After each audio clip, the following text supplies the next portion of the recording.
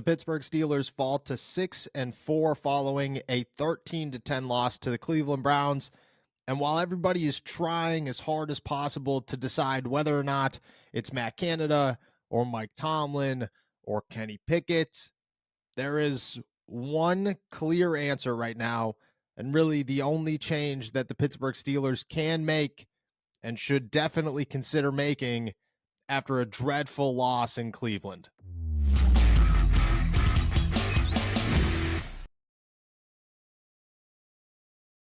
What's going on, everybody? I'm Noah Strackmine. Thank you for jumping on to Steelers to Go, your daily to-go cup of Pittsburgh Steelers news and analysis. Find us on youtube.com/All Steelers Talkers. Subscribe anywhere you get your podcast. The Pittsburgh Steelers, they fall to the Cleveland Browns. Dorian Thompson-Robinson steals the show in a game that, offensively, nothing was working. And you look at the situation and you go, there are two things to scream as loud as you can into the abyss. The first one is, what the hell happened to Jaylen Warren in crunch time, and why were the Pittsburgh Steelers not trying to utilize not their best, but the only option that they seemingly had on offense the entire game? Jaylen Warren was the only person to get anything going in this matchup for the Pittsburgh Steelers. Wasn't even close. And in the deciding moments with the 2-minute drive, this is prime Pittsburgh Steelers football. This is where they thrive. This is what Mike Tomlin continues to say, hey, we can ignore the rest of the game because in these moments, we're the best. Well, they weren't the best, and the only player that gave them an opportunity to win this game was nowhere to be found. He was on the field and not utilized, and the Steelers said, screw it. We're going to go to their quarterback or our quarterback, and we're going to put the ball in fourth quarter Kenny's hands and see what he could do. And he did nothing. He went 0 for 3 in that drive, 3 incompletions, including a pass that was a complete miscommunication with Deontay Johnson, where he threw it deep and Deontay came back for the football and threw his hands right up in the air. And afterwards, it was the first time that the Pittsburgh Steelers really opened up and said, there are problems and we have to address these issues because it's starting to get concerning. I was in the Najee Harris scrum in the locker room, and man, for the first time, you could tell these guys, they might have hit a breaking point. They might have hit the beginning of the end of the Pittsburgh Steelers and some of the key pieces around it. And those key pieces are pieces that everybody for weeks now has been screaming and screaming to change because they just aren't living up to par.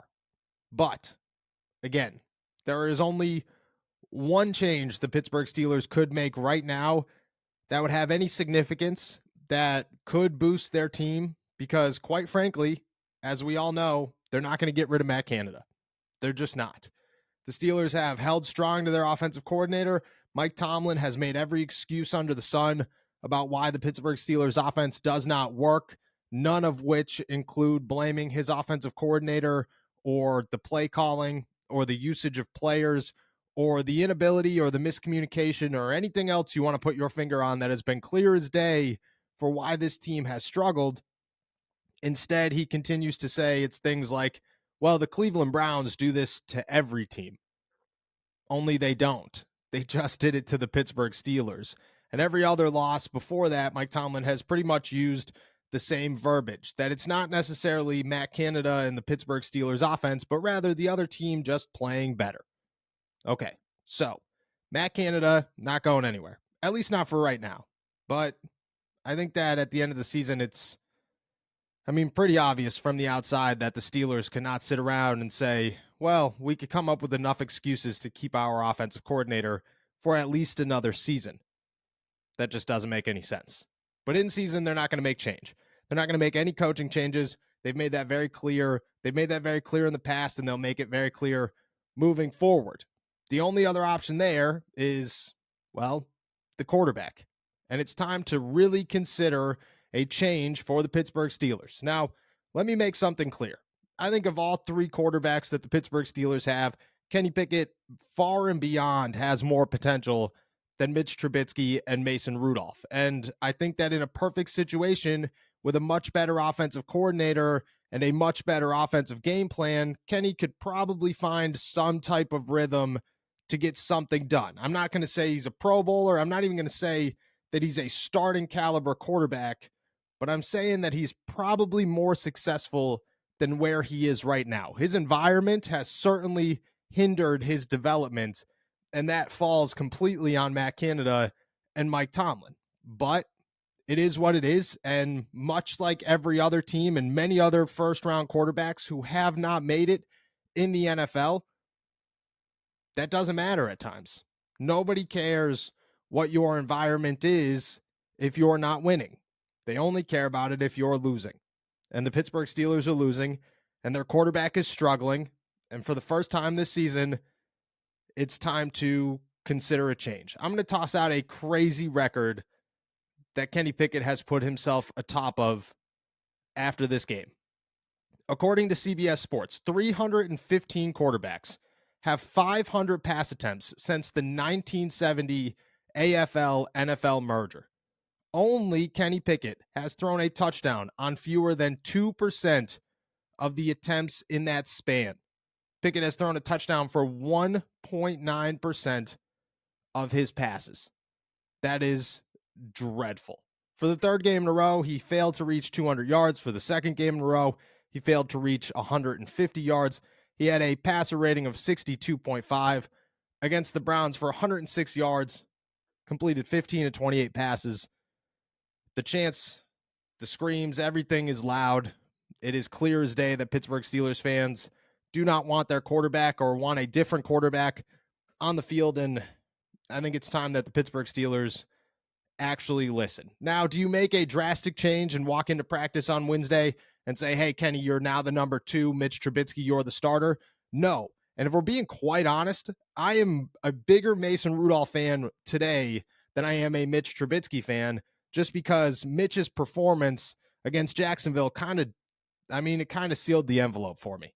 At that moment, I was like, I just don't know if Mitch is the guy. I don't know if he'll ever be the guy. I like Mitch. I think he's a good dude.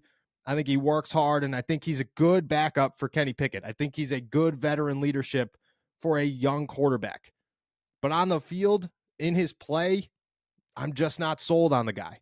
And Mason Rudolph is a guy that hasn't played football in a regular season game in 2 years, but maybe you consider it.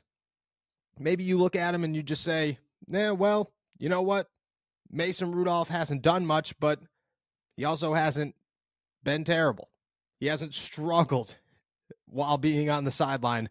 And I know that that is slim pickings and that is grasping any twig I could find, but that's where the Pittsburgh Steelers are in this moment. If you're not going to make a coaching change, you have to make a personnel change. And Kenny Pickett is the easy answer there. And you open up a competition and you have to make it real.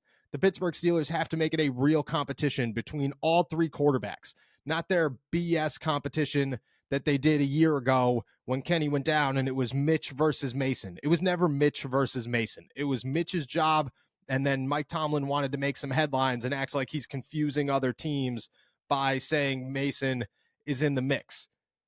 No, that was never the truth. That was never the case. This week, it has to be real. It has to be a real quarterback competition between all 3 quarterbacks, and whoever comes out on top, which, if we're being honest, I think should be Mason Rudolph. I think you just give him an opportunity and you see what you got there. Maybe it's nothing. Maybe it's enough. But I think that's the move. And if you just go a little further than that, it's really not about the quarterback play. But if you take Kenny Pickett off the field, maybe, just maybe, Matt Canada decides to stop using the players that aren't working well in moments that decide games and instead rely on those who are actually succeeding in names like Jaylen Warren and most times Najee Harris.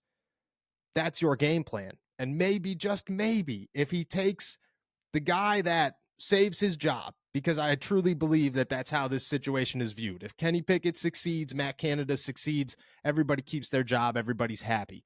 And that is kind of pushing the envelope and pushing the narrative of, well, Kenny has to succeed.